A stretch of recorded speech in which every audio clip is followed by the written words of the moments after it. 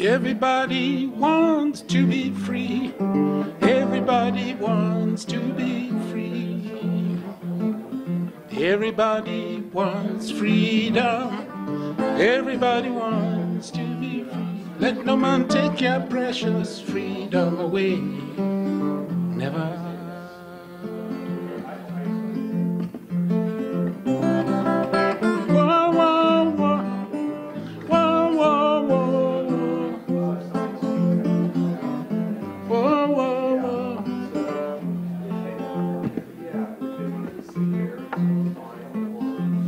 Freedom makes you wanna sing. Freedom makes you wanna sing. Let no man take your precious freedom away. Never, never.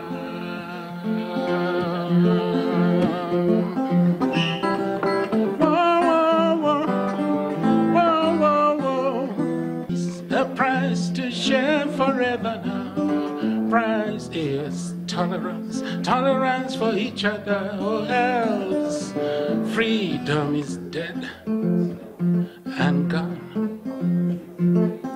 Why can't you see? Why can't you see the good that freedom brings? Freedom is here to stay. Why can't you see? Why can't you see the good that freedom brings? Freedom is here today. Let no man take your precious freedom away. Never, never.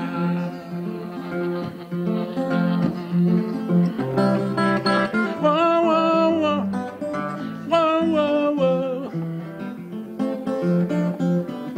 Whoa, whoa, whoa.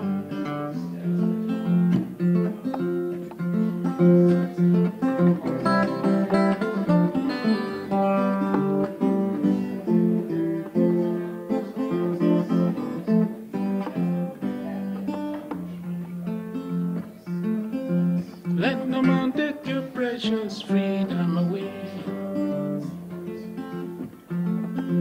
Let no man take your precious, let no man take your precious freedom away. Never, never.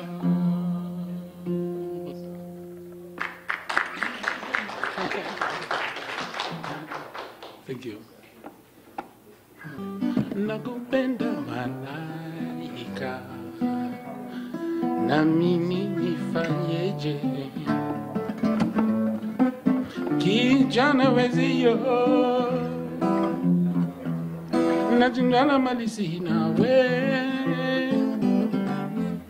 ningekuwa wa malaika, upenda malaika. Nakupenda malaika,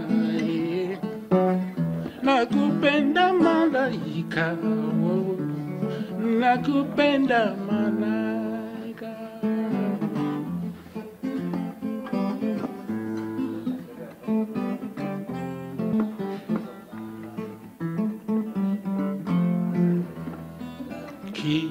Kidege, kukuwaza kidege,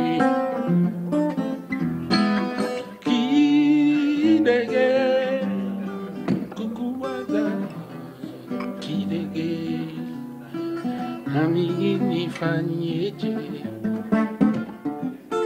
Kijana wezio, nashindwa na malisi nawe, ningekuwa wa malaika, penda malaika, nakupenda malaika.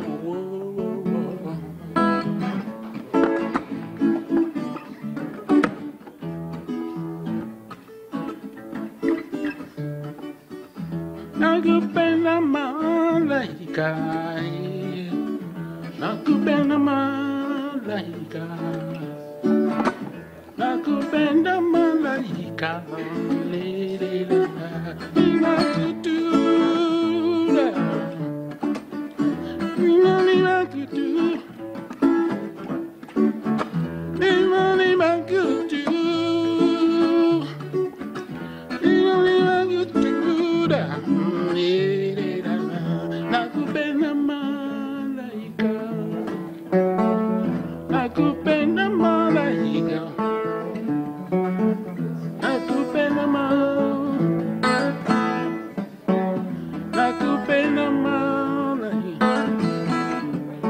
kupenda my life.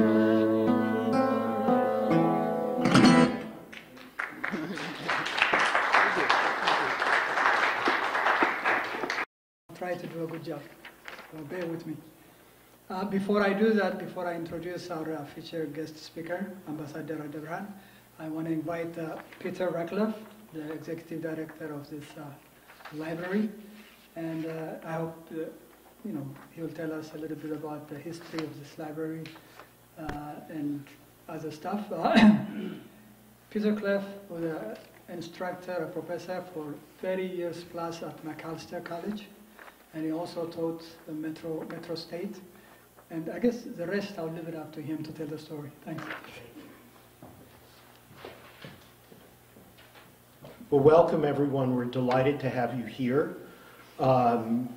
A little bit of logistics. So the restrooms are downstairs. There is an elevator if you need the elevator to get downstairs.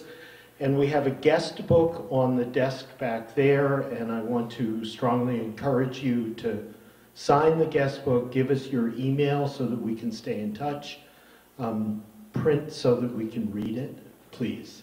So we are a place, a project that is dedicated to telling the stories of immigration, telling the stories of working people, telling the stories of people who have been marginalized, pushed into the corners, left in the shadows. And we want people to come here and share their stories with each other. My primary partner in this project is my wife, who teaches theater, and she's really helped me and us to understand that theater and poetry and music and visual art are valuable and effective ways of telling stories. So we do a lot of work in culture.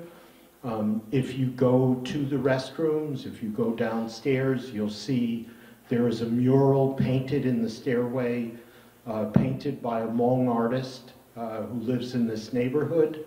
So we're trying to use art in many ways. We work directly with middle and high school students who do what are called History Day research projects. And we host all kinds of activities. We have 21,600 books now on the shelves, hopefully cataloged so that we can find them. And we've shelved the books by the collections that were donated to us so that you can see how a particular individual thought over a lifetime by the books that she or he collected. So we're an unusual library. And I hope to see more of you.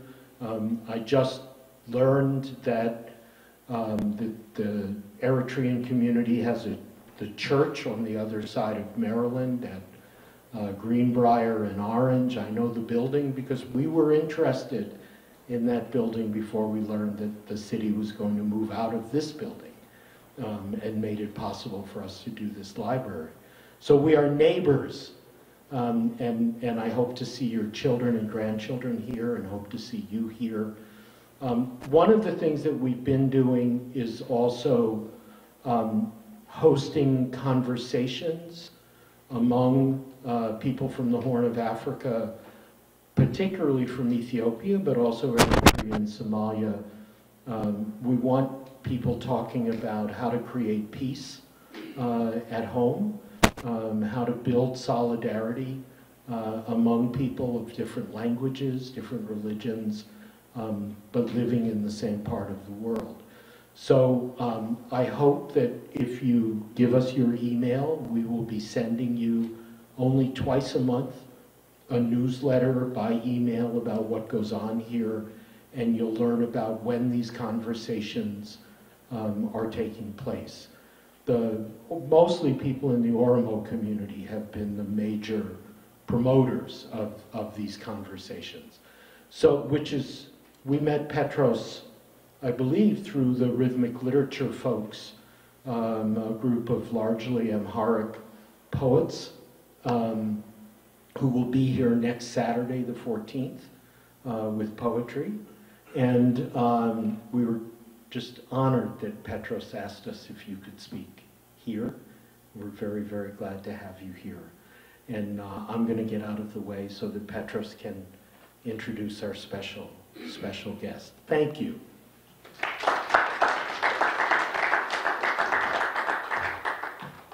Thank you, Peter. Before I actually introduce the ambassador, I just want to thank two people.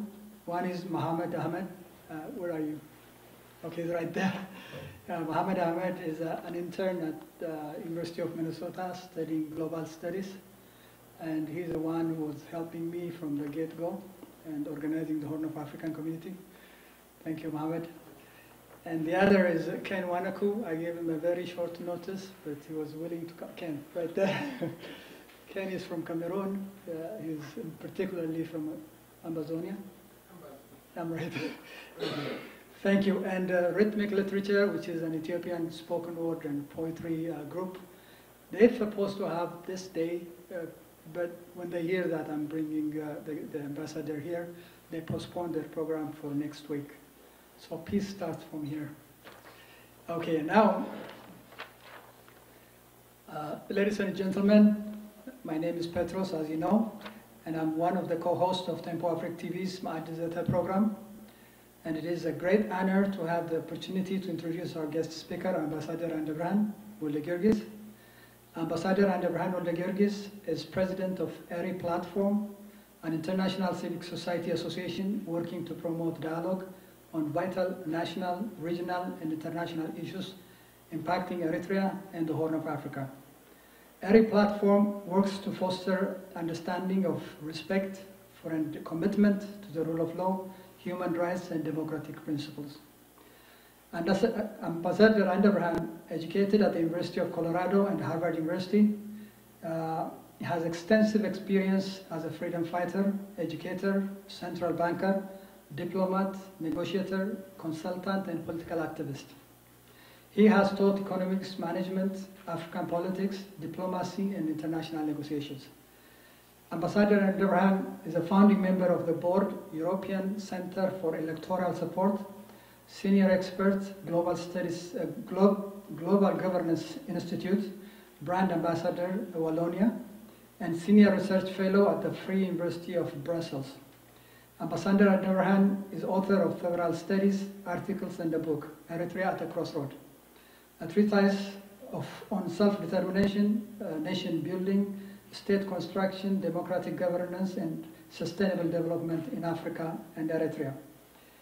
Today's presentation topic is the Horn of Africa, Crisis and Prospect for Peace. Without further ado, I would like to invite the ambassador to the podium. Please join me in welcoming the ambassador.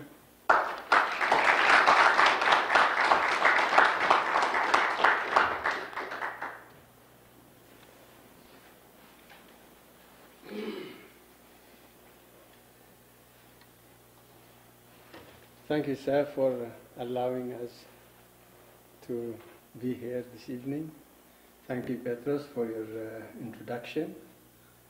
Ladies and gentlemen, I'm very pleased to be here this evening to share with you my perspectives on the rather chronic state of instability, constant crisis, and also the prospects for stable peace in the Horn of Africa. My presentation will highlight first the salient features of the Horn of Africa, second, the current state of play in the states of the region, third, potential flashpoints in the region, four, Eritrea-Ethiopia reconciliation, a factor of stability, and fifth, prospects for regional cooperation and integration. If we look at the Horn of Africa, we have actually what we call the Horn of Africa proper, the one that is, are you, or is not coming? Okay. The next, please. Okay. The one in the pinkish red, this is the Horn of Africa proper. And if you add the green areas, that's the Greater Horn of Africa, which I think President Clinton point during his tenure as President of the United States. You can see the population figures there, 0.97 million for Djibouti. For Eritrea, 112 million for Ethiopia. Kenya, Somalia, of course you can see that in the slide. Gulf of Aden, and also the Western Indian Ocean. Eritrea, 2,250 kilometers of littoral and island coastline, and Djibouti, 340 kilometers of coastline.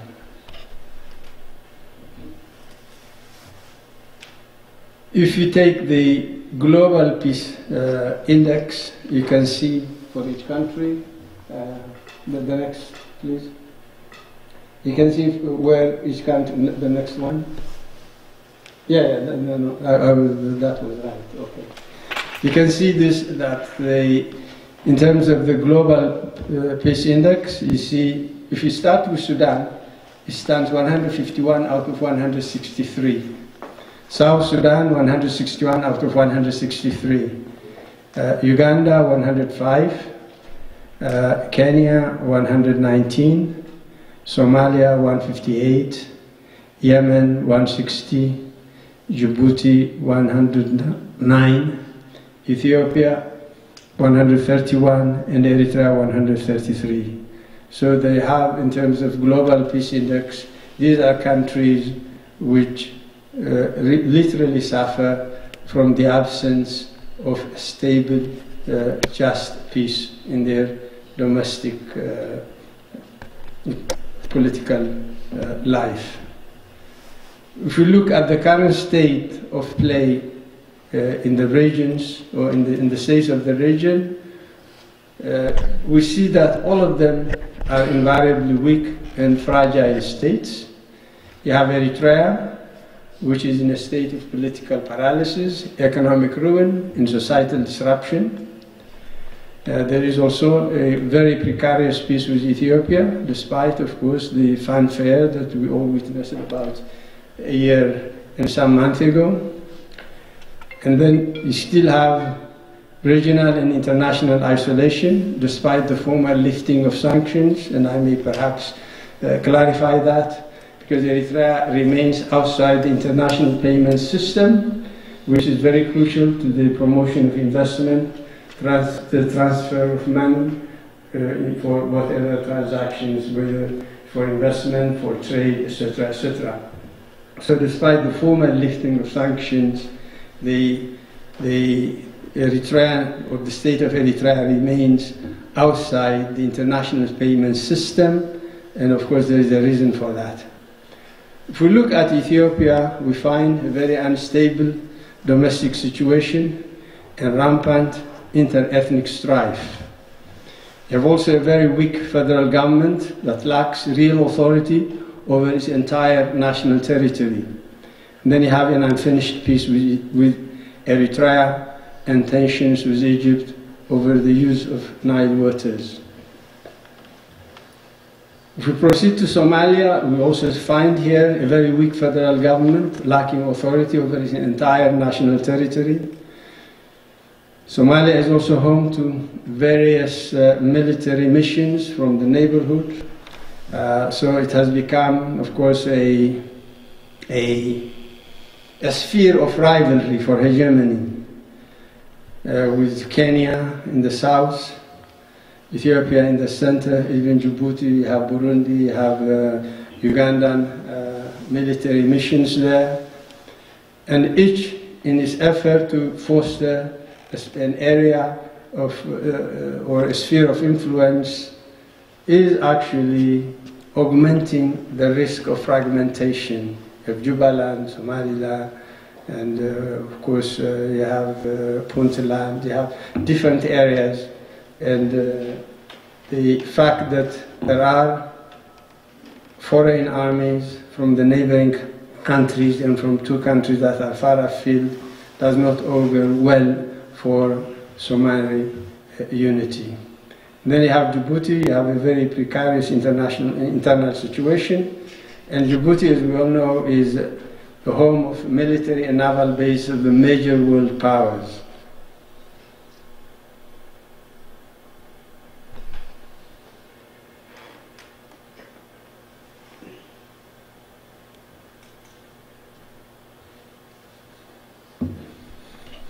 And if we look at the situation in the Greater Horn of Africa, we see Kenya, of course, which is relatively stable and quite prosperous. Kenya is considered actually the regional economic powerhouse.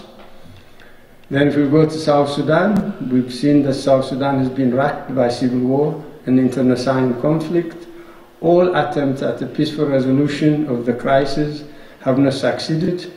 Even the 2018 revitalized agreement seems to be unraveling. You have the Sudan, of course. Recently we've witnessed heroic popular struggle that has generated a new transitional government. There are hopeful prospects, of course, but the new transitional government also faces serious challenge to building democratic governance. And then you have Uganda, which is relatively stable and prosperous, but again, very precarious internal situation in the run-up to the 2021 elections. In terms of institutions, you have two major institutions, one regional, the other, of course, Africa-wide. The Intergovernmental Authority on Development, or IGAD, is weak and ineffective as a forum for regional cooperation and integration. We have seen also at different times in its history being susceptible to instrumentalization by bigger member states. And you have the African Union, which essentially, really, if we don't want to be politically correct, and if we want to be honest, it's essentially a talk shop. It has a very poor track record defending or advancing the interests of the African people. Then potential flashpoints in the region. As I said earlier, we have very weak, fragile, and impoverished states with a history of wars and conflicts, large population displacements, and irregular migration. If we look at Eritrea and Ethiopia, of course, despite the recent rapprochement, the underlying issues of conflict remain unresolved. Viable resolution of the boundary issue remains pending. Ethiopia remains in violation of Eritrean sovereignty and territorial integrity, plus settlements that were put there in 2002, July 2002, remain in place. And no steps have been taken to institutionalize state-to-state relations. No preparations to provide for customs, immigration, trade arrangements along the border, because normalization would require mobility, movement of goods, services, people. But these these transactions must be rules-based, or else there is a risk of repeating past history. And then the Horn of Africa, of course, you have a very complicated conflict matrix. You have interstate conflicts that are still unresolved. Eritrea, Ethiopia, Eritrea, Djibouti, Sudan, South Sudan, Kenya, Somalia. And you have intrastate conflicts, inter-ethnic, territorial, and boundary disputes. And then across the Horn of Africa, you have the Arabian Peninsula, which, of course, has, or developments where, or in which developments have spillover effects on the Horn of Africa. You have, of course, the Shia-Sunni divide, which has been there for about 1,400 years, and which has generated a Saudi-Iranian rivalry. You have the Yemen war as a manifestation of that. You have also major power projections, the proliferation of military and naval bases on both sides of the Red Sea, on the African side and the Arabian side.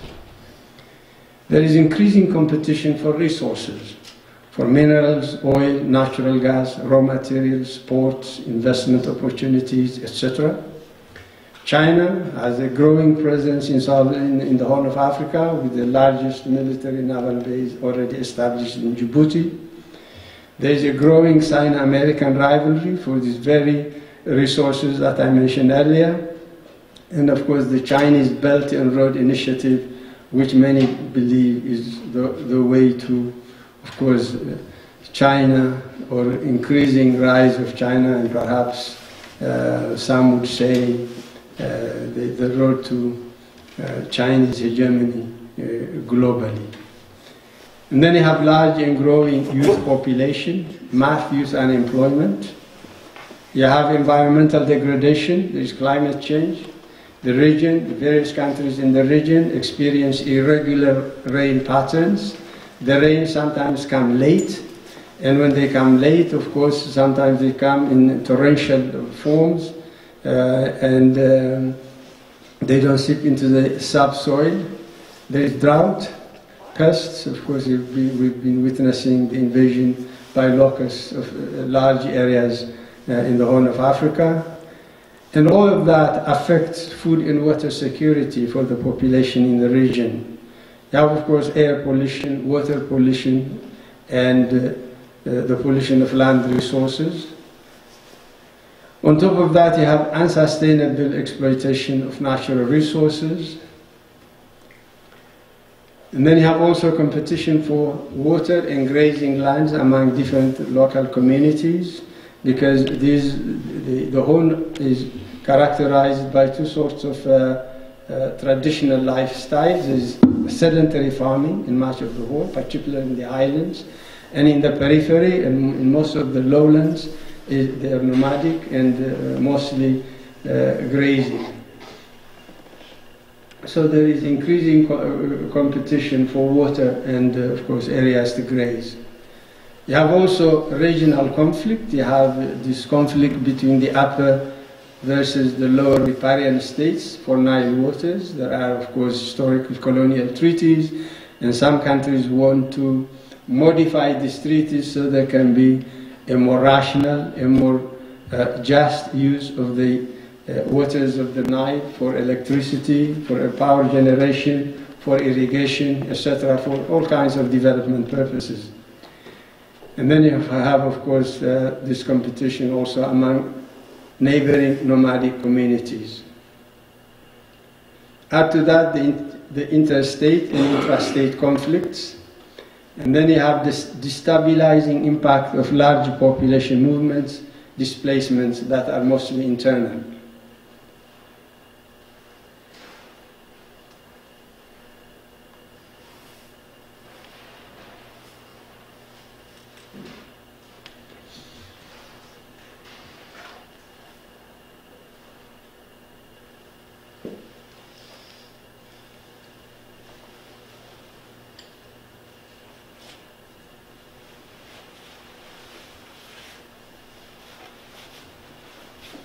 Stack.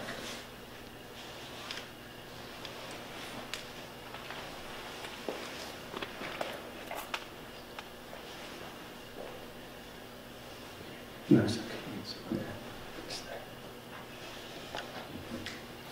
So when we look at the prospect for regional cooperation and integration, first what we need is the normalization of bilateral and multilateral relations among the countries in the Horn of Africa, which is really an essential condition for peace, security, and stability. And there can be no development without these three basic factors.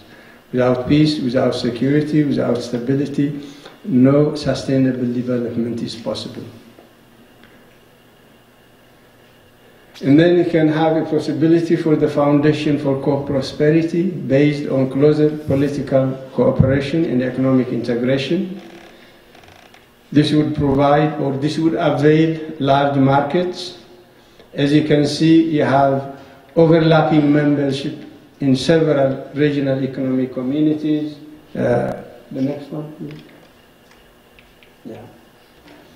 You have these countries belong to different regional economic communities, and overall you have, of course, the continental free trade area. If the artificial and natural barriers to the free flow of goods and services could be resolved in Africa, Africa could constitute a large internal market, providing for specialization on the basis of comparative advantage, which would also improve the efficiency in the utilization of the available scarce resources. And if you look at this, if you look at the table, you will find that the proportion of the amount of trade that each country has within the region, very, very minimal. So this is the East African or intra-African trade statistics. And you can see that maybe Djibouti, because of the use of its port, then Uganda, and then of course Kenya. And on the lowest scale, you have Comoros, which are really very tiny islands in the Indian Ocean, and then come Eritrea with 0.7% of trade with the region, which is virtually nil. And then we see this region, you have 4.8 million barrels of oil passing through this region per day. Of course, at the strategic point of Bab el-Mandeb, which links the Red Sea with the Indian Ocean, but on the northern end through the Suez Canal. The Suez Canal links the Red Sea with the Mediterranean. So this is one of the most important routes for the flow of oil from the Middle East to the rest of the world.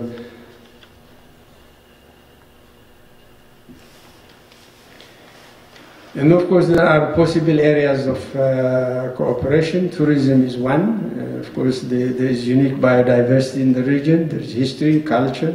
There are pristine maritime and terrestrial environments.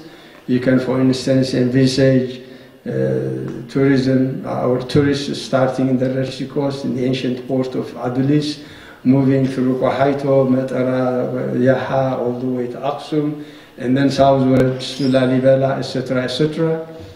And then this is really an untapped potential that has been really kept on hold because of continuing disputes, wars, and conflicts. There's been no attempt to tap into the huge potential for ecotourism in the region. And then you have security, you have the proliferation of military bases on both sides of the Red Sea Basin. And of course, if you have tourism, you can generate financial gain. You can also, through military cooperation or security cooperation, develop infrastructure which could have both military and civilian use. The risk is, of course, dependency, getting drawn into regional or international conflicts like what we've seen some countries in the region being drawn into the conflict in Yemen, sending military contingents to fight in a war that really doesn't benefit them or not in the interest of their own peoples.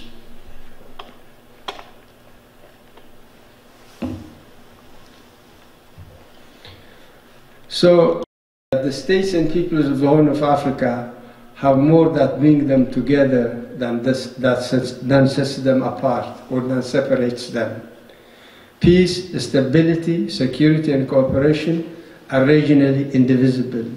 That is, no single country can enjoy these amenities alone without the rest of the region also enjoying the same amenities. These are really indivisible. And of course, these are also vital for economic development and prosperity. No country in the region can prosper alone. No country in the region can enjoy economic growth, economic development. I think they have a huge stake in developing together. As I said earlier, there is more that unites them than separates them.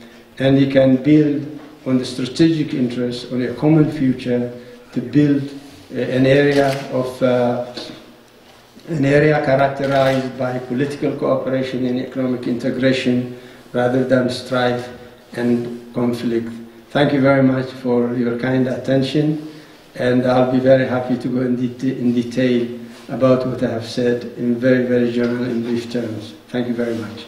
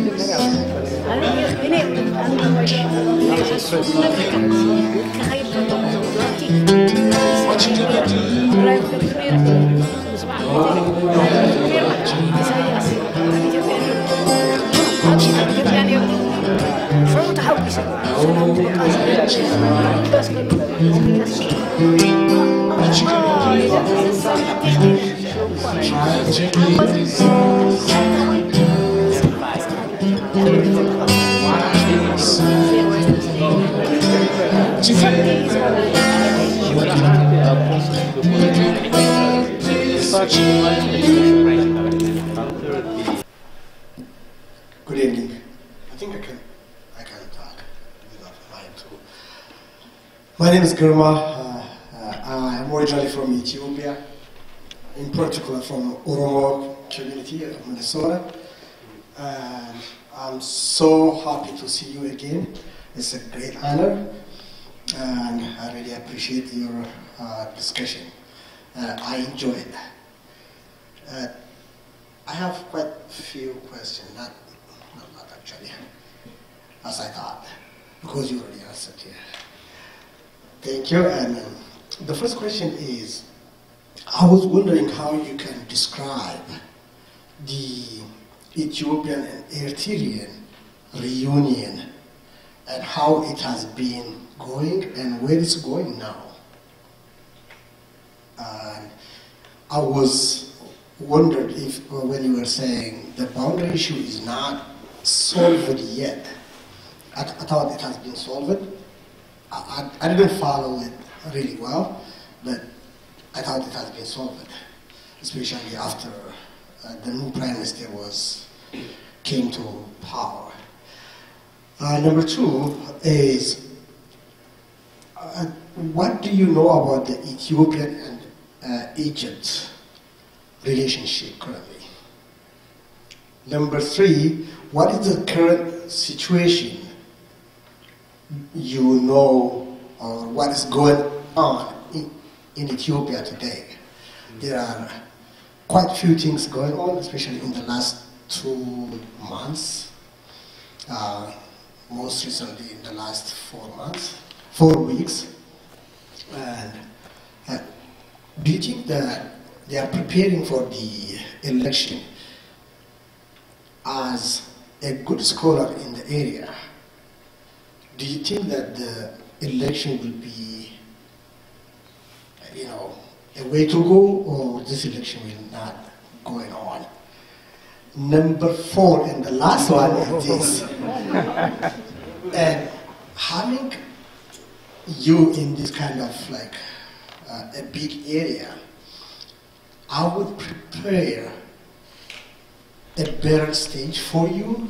There are so many East African people in this state, and so that you can educate everyone, not such small size of population. I'm not undermining you guys, but this is very important that he has been discussing, and it's so useful, especially for the users. Some of our users do not even know what we are talking about. We always saying so many things about our own, not about the whole region or the whole maybe ethnic. Even when I'm talking about Oromo, in Oromo there is so many diversities too. So it's very important that having you for different stage and educating especially the youth. We are going out of the line very soon, but we have to teach our kids the truth and only truth. Thank you.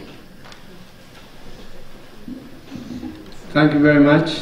I think there are 4 questions. I'll try to remember them. I'll answer them in the order they were posed. First, Ethio-Eritrean relations. I think in July 2018, when the peace and friendship agreement was signed between the two leaders, I should say, for lack of a better term, there were high hopes, not only among the peoples of Eritrea and Ethiopia, but the region and indeed the international community at large. These were followed by considerable fanfare, Asmara, Addis Ababa, Hawassa, Gondar, etc. Reopening of the border crossings at 4 points, 2 in the central sector, 1 in the western sector, 1 in the southern sector. But we are now December 2019, about a year and a half on. Nothing has changed on the ground. The boundary issue, which was the cause of enormous bloodshed on both sides, considerable destruction of infrastructure, considerable displacement of the borderland populations, remains unresolved. In fact, untackled. Isaias has said that the border issue is not important. Abiy has said that they have not even raised or discussed the border issue. What then? So there was no movement. It's not that we are back on square one, but there was no movement out of square one. The border opening, the cross-border openings have been closed again. The Ethiopian army remains in occupation of sovereign Eritrean territory in violation of course, Eritrea's territorial integrity. Settlements that were established in July 2002 after the announcement of the finding by the Boundary Commission in April 2002 remain there despite repeated orders from the UN Security Council for the removal of these settlements. And these settlements are on Eritrean territory. Now, why isn't movement on the border? So the so-called rapprochement between Ethiopia and Eritrea for me is a rapprochement between Isaias and Abiy. It doesn't go beyond that. Because there has been no change inside Eritrea. There was also hope that once this issue has been resolved, and the other issue with the sanctions, the UN sanctions were lifted, this would lead to opening up of the political and economic space in Eritrea. There had been no change. And so, I think we all understand when I said in Ethiopia I have a weak federal government that's not in real control, that does not exercise real authority over the entire territory of national territory of Ethiopia. We all know 70% of Ethiopia's military assets are in Tigray, and attempts to move parts of them have not succeeded. We all know the internal dynamics there. So that's where we are. Relations between two. There has been no attempt to institutionalize, to transform these relations into state to state. And you know, private relations between states, managing the affairs, between leaders, managing the affairs of state are untenable and susceptible to hiccups, problems, and perhaps conflicts of the kind we saw in 1998. So this is the first question. The second one, could you please remind me? Sorry. Okay, the second one, the dispute between Ethiopia and Egypt, or Nile issue.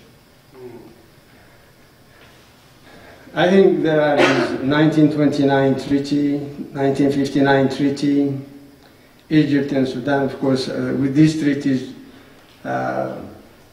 provide Egypt with the lion's share of the Nile waters. I was tasked to look into this issue as a consultant by a major regional organization.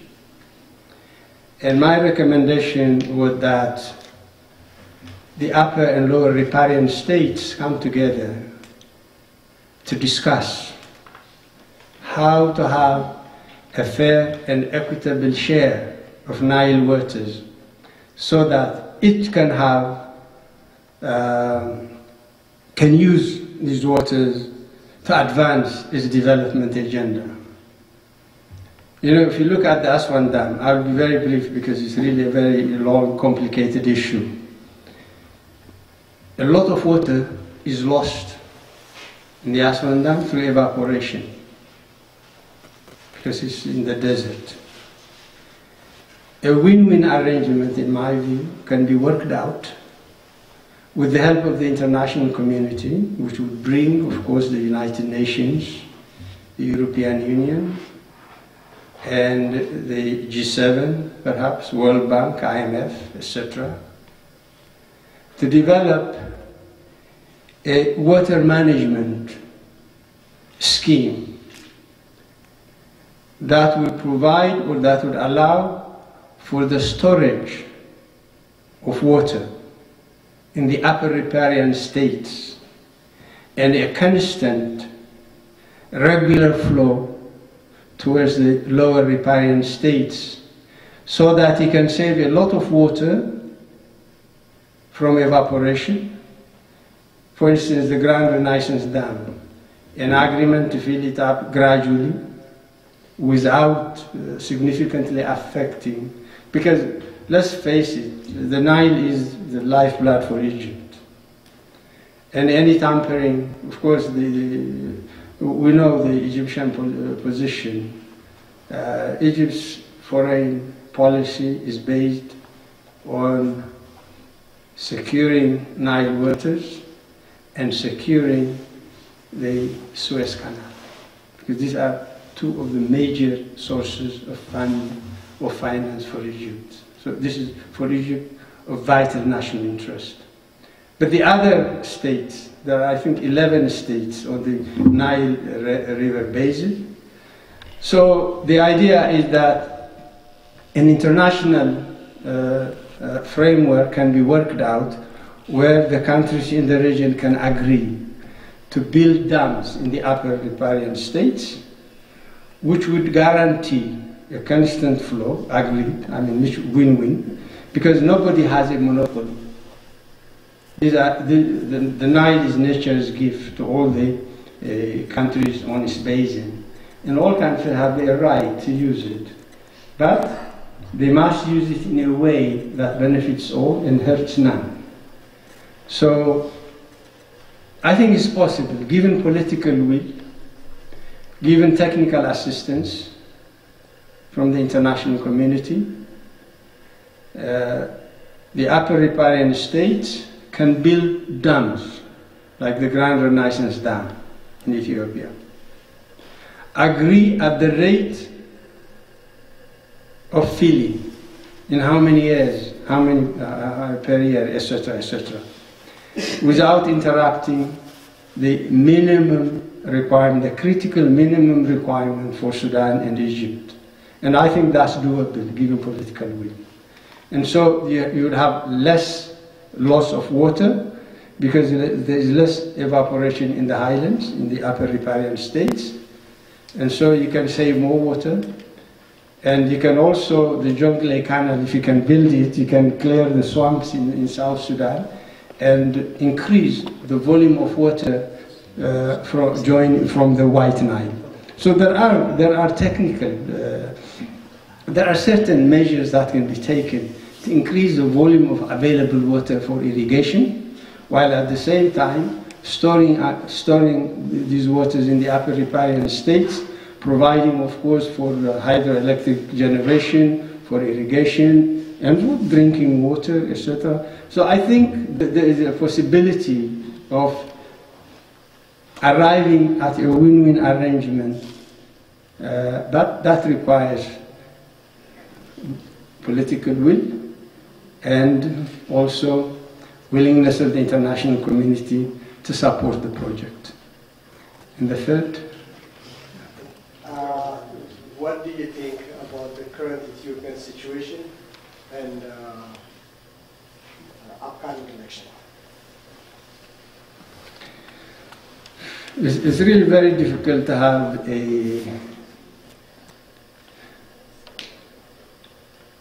an authoritative explanation of the present situation in Ethiopia, because it's constantly changing. It's very fluid. What's happening today, tomorrow, something else happens. Nobody expected, for instance, the rift within Team Lemma. The elections, I think, you're probably privy to rumors that they're going to be postponed by 6 months, with all that implies. Because any postponement for that would also trigger certain actions that have been already threatened by certain actors. So I think in Ethiopia what you see is fragmentation of the political class, the elites. There is no consensus on where and how to move Ethiopia. So I think there is lack of a strategic perspective that commands consensus. We've been seeing the meetings in Addis, I'm sure you followed them. The meetings in Magale, have been following them. So I think it's very difficult to say something very definitive about what's happening, because the reality is that this changes every day. What I can say is that Ethiopia was about 112 million, 110 million. It's the largest country, and the most important country in terms of population size and strategic importance, because it's in the heart of the Horn of Africa. Instability in Ethiopia would spill over, and its neighbors, all of them, are too weak and too fragile to absorb the shock. So we hope that the various political forces, the various political actors, stakeholders in Ethiopia would get their act together and agree on a peaceful, stable way forward. That's all I can say. I can discuss more in private if you like, but this is what I am prepared to say in public. Before that, are you ready to teach our youth East African youth? Really, with pleasure. I'll be very happy to do that. Thank you. My name is Kenneth. I'm an Eritrean. My question to Ambassador Andeberhan is that I saw on the data says that Eritrean population is estimated at 3.4. You know, in Eritrea, it has not been done any census, and we know census are used for how to allocate resource, like building hospitals and schools. We haven't seen that in Eritrea. And how do they come up? What kind of data do they review to get to this estimation 3.4 population for Eritrea? Thank you. That's a very challenging question. I'm privy to certain mechanisms, certain sort of, they're not quite official, but yet official, some sort of census has been done, but the source of that is the UN, not any official census inside Eritrea. So I don't know how the UN arrived at its numbers, but the estimate, of course, in some UN statistics you can see as much as 5-6 million, which is really an exaggeration.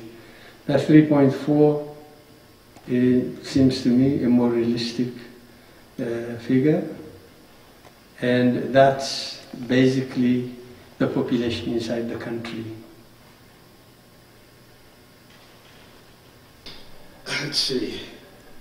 There's so much running through my head. I wish I had come here a lot earlier, and I don't know if that would have made it easier. I'm getting ready to go back to Ethiopia for, I think, the 5th or 6th time.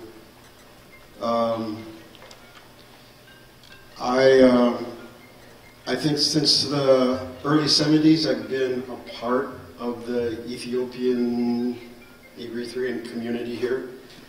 Just very lucky. But let's see. And the other thing, yeah, I'm pretty much a product of the Black Arts movement and the American Indian movement. And during the school year, I teach at the Higher Education Consortium for Urban Affairs. I'm community faculty for a course called Environmental Sustainability. So the question about the Nile really interests me. And in relationship to that issue, and also the whole issue of tribal identity. Last September, I spent some time with one of the elders at the Oromo Cultural Center, and one of the questions I asked him was, is there a way to tell history so that the people have a sense of their common roots? And he said there was, but I don't know of any book or schools that are actually teaching that. And I guess the second part, and I'll be quiet after I ask the second thing, it just seems to me that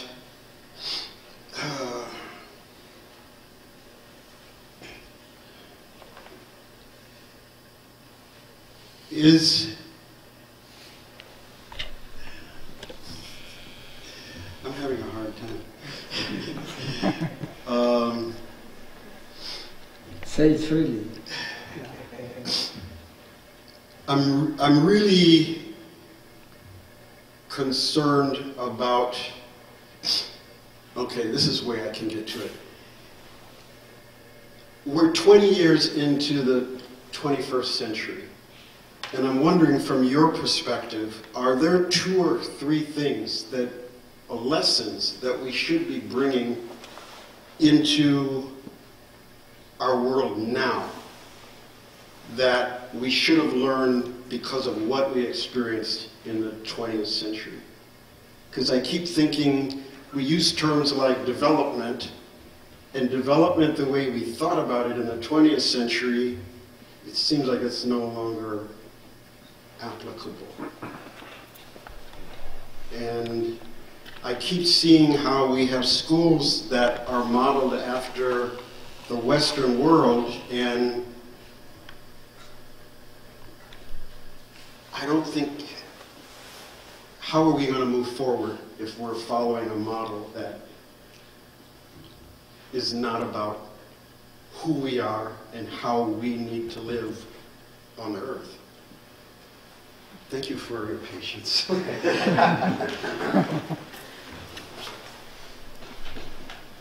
You raise very difficult, in fact, very complex issues. Tribalism, ethnic identity, etc., etc. We have to look at the historical evolution of the nation state in Africa. in Africa suffered from slavery, from colonialism, and subsequently also from neocolonialism. You have structures in Africa which were developed in Europe but implanted on African soil without regard as to whether they are relevant or even applicable to the African situation. You can go back to the Pan-Africanist movement, which we all know started in the Caribbean, in the Afro-American communities.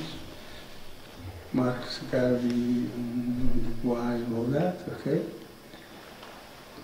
And then the independence movement, the national liberation movement in Africa.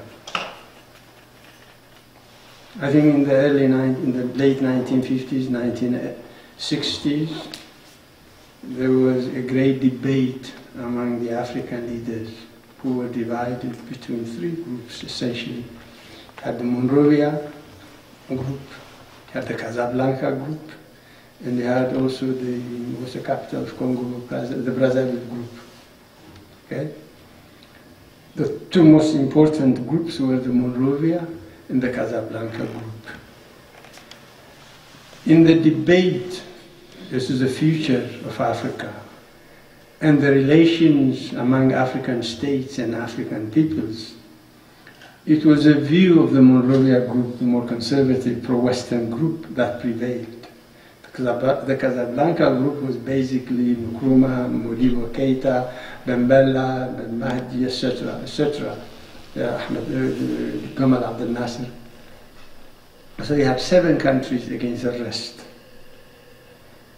And I do not think that the debate there was purely indigenous or purely African. There were extraneous factors that influenced the outcome of that debate.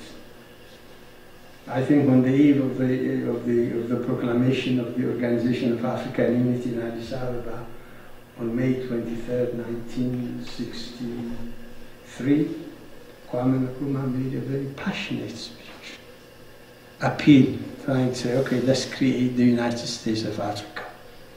And others said, no, this is not the time, we have to move gradually, etc. On account of that, so the vision of a union of African states and African economic communities, the Abuja Declaration, all of that, basically remains ink on paper, to be very frank with you. And Africa is still grappling with the legacy of the European colonial project. For instance, you have many African countries, if you look in the last, say, 50 years, post-1960s, when the independence movement began in earnest, you've had many wars, interstate wars, that are border-linked, border-related. Yet, the OAU position has been, of course, in the Charter, in the 1964 Cairo Summit, the resolution, 16.1, they proclaimed the sanctity of colonial borders and the gradual elimination of these borders, leading to the African Economic Community, the African Union, etc., etc. That's still work in progress. But even if that is the African policy and practice, hardly all states respect that. Even in areas where the borders are very clearly delimited by natural barriers, geometric coordinates, disputes have arisen. So we've had a struggle between, for instance, people seeking self-determination and countries trying to dominate others, like Eritrea, Ethiopia. Virtually, except for Liberia, the geopolitical configuration of African states, including Ethiopia, is an outcome of the European partition of Africa. And so either you agree to do away with the legacy of colonial borders, or once you're committed, you respect them. You cannot have your cake and eat it too. So this is one of the problems in Africa. So I think there are diversities. The differences arise, for instance, in specific countries. I can take Ethiopia as an example, or any other country. You have different groups. You have different narratives of history. One group's heroes are other groups' villains. Okay? One group's liberators are other groups' oppressors. How do you harmonize these divergent narratives? And unfortunately, political elites operate to augment them for their own very parochial ends. And it's very difficult to construct a history of a particular African country which represents the perspectives of every constituent people of that country. Because you've had histories of wars, aggression, resistance, and all that. So I think the only way is, of course, to establish these states on the basis of a shared citizenship, where every citizen, irrespective of his ethnic background, regional background, language, gender, etc., will enjoy the same rights, the same liberties, the same opportunities for self-advancement. Only in that context can we build the solidarity and harmony that will enable us to transcend the legacy of the colonial era and move forward in a new future. And I think, as I try to say, we have many, many more factors that unite us than separate us. And if we can focus on these factors, if we stop living in the past and build today for a common future tomorrow, I think we can overcome most of our problems.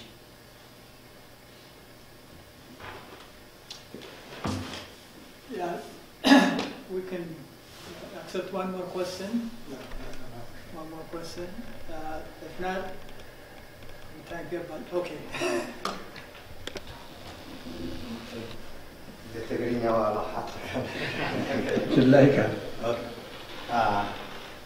Presidenti ማለት ፕራይም ሚኒስተር ናይ ኢትዮጵያ ሕጂ አብይ አሕመድ ማለት እዩ ካብ ዝመጽእ ወፃኢ ጉዳይ ንሕና ኮይኑ ንቀሳቀስ ብዙሕ ነገር ነቲ ንሕና መንነት ዘብል ማለት በዓለም ደረጃ ክትሪኦ ከለኻስ ፌር አይመስለንም ወፃኢ ጉዳይ ናቱ ኮይኑ ወኪል ኮይኑ ይድብያ ከመይ ይመስለካ ነዚ ብዛዕባ ብዙሕ ውዕላት ወይ ብዘይ ናይ ህዝቢ ኤርትራ ባዕሉ ይወዓል ኣሎ እዚ ከመይ ይመስለካ? Thank you.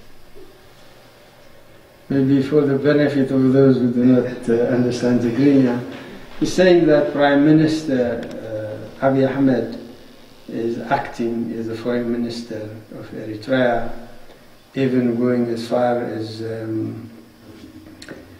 entering into agreements with other powers on behalf of Eritrea.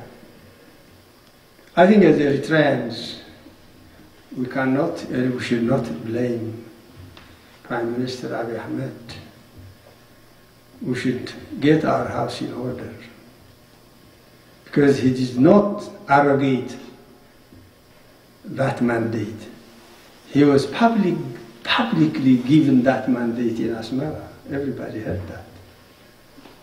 So why should we be criticizing Abiy Ahmed with the recipient?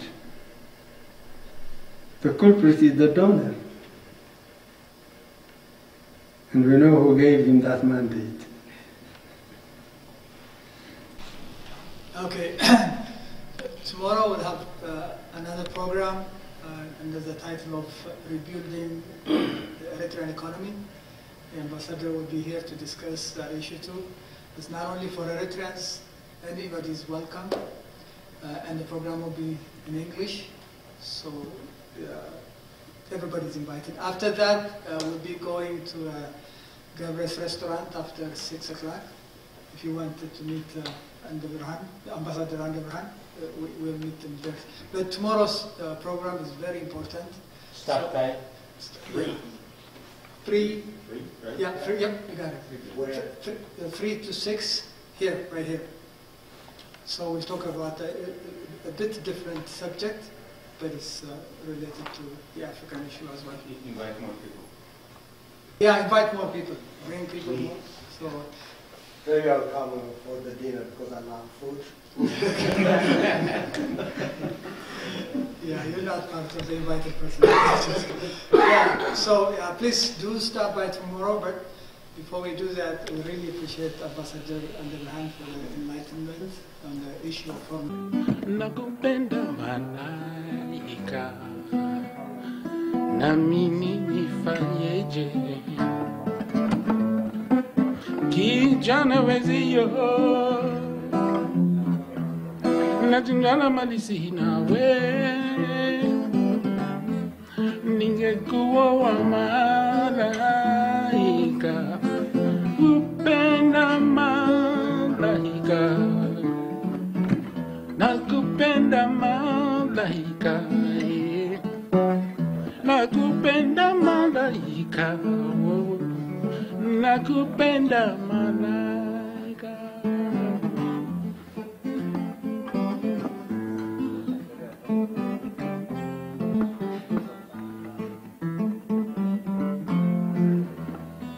Kidege, kukuwaza kidege, kidege, kukuwaza kidege, nami nifanyeje? Kijana wezio, nachindwa na mali sina we, ningekuwa wa malaika, upenda malaika, na upenda malaika.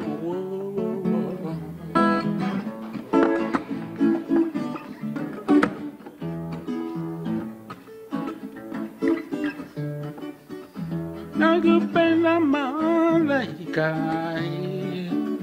nakupenda malaika, nakupenda malaika, lelele, inatutura, inatutura.